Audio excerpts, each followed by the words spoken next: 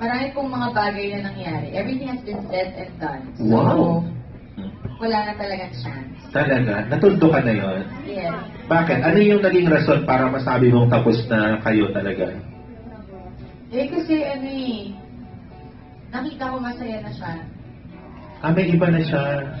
Hindi ko alam. Ah. Alam mo, kwento-kwento. Pero hindi na kasi ako nagtatanong dito. Okay na. Ano na lang yung sabi mo kasi itong itong movie nyo, Can We Still Be Friends, ay parang storya.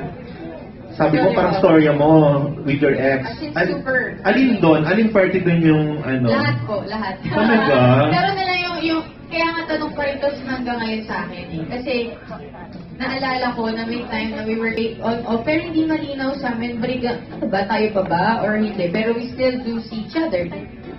Tapos, hanggang sa, parang tinanong niya ako, parang gusto ko makipag-ayos na. Tapos sabi niya sa akin, yeah, that could be, but right now, can we just be friends? Siya yung nagsabi sa'yo, girl? Sabi ko na lang. Iiyak ka. Sabi ko, hindi ko kaya. Hindi ko kaya. Talaga? Oo Hindi ko naman. kasi kaya kung makipag-ibigay sa taong mahal mo ba. Oo naman. So, sabi ko, hindi ko kaya. Hindi na lang kita kikitain. Kala, bahala ka.